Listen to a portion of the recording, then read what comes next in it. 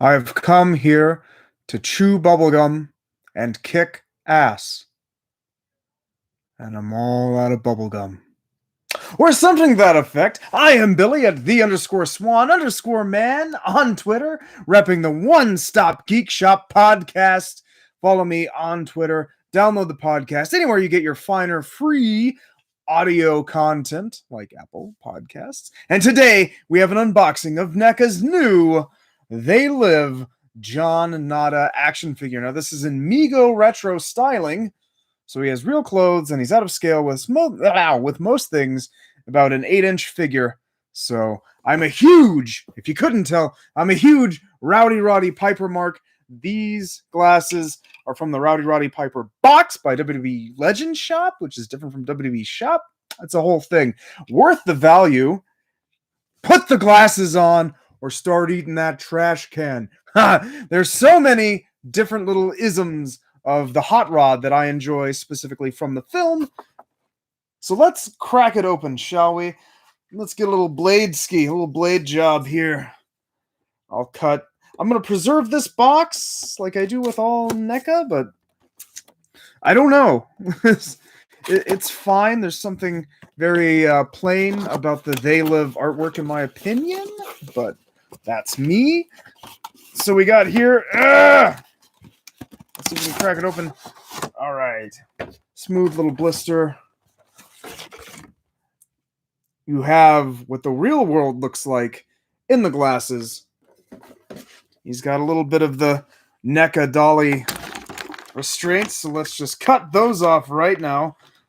I also possess the They Live aliens with one male, one female, and the NECA Mego dolly type Halloween 3s. So this kind of makes a bizarre collection. Little color boy. These things, they're terrible. I hate them. I can't get any good ASMR on this. I'm just trying to cut. Damn. There it is. Blade job. There he is. Let's pop his normal human head. So there's a decent sculpt on the Roddy. Peak babyface Roddy Piper. WrestleMania 5 era. He took a hiatus after WrestleMania 3 to go into the world of film, and I'll never let him live it down. There is, with the sunglasses, he has no butt. That's a shame. Very flat. The real hot rod had that cake, so that is a down mark. I haven't really messed with NECA 8-inch dollies, so his belt's a little off, just because it has that little excess, but that's par for the course, I believe. The limbs are a little stiff. Let me see if the head off. Take the glasses off in a reasonable sense, unlike some other figures I have who they have alternate heads, but they do not go on. Let's see if Mr. John Nada can put on the other head. Put it on. Well, it's displayable anyway, and that's pretty much the look for the end of the film. So Meg Foster can hit him upside the head with a wine bottle and send him out of her apartment. He also comes with weaponry. So we have one handgun and one shotgun that he relieved an officer of in order to kick said ass and chew said bubblegum, which he is all out of. So I don't know. I mean, I prefer a little more action with my action figures, but this is kind of a middle ground, being kind of a doll. So for that, it has points for having, real clothes. I believe his Wolverines were actually yellow in the film. I could be way off, but this little detail I remember. He has his police bandolier, so you can take that off for the end of the film. It doesn't have his pea shooter pistol spoilers, doesn't have his pea shooter pistol, so they gave him this guy.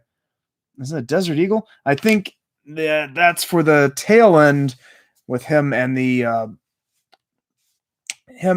Keith David figure should have the looks from the very end of the motion picture, more or less. So that'll be really cool. That one is on its way. I'll do an unboxing for that. It was an exclusive by Shout Factory. So I will have Keith David, because if you have a John Nada, you have to have the pair so that they can do the fight. The epic 5-minute fight. Great stuff. Take this guy off. And we'll just have him cut the signal on the real world. That won't work either. Let's read the back of the box.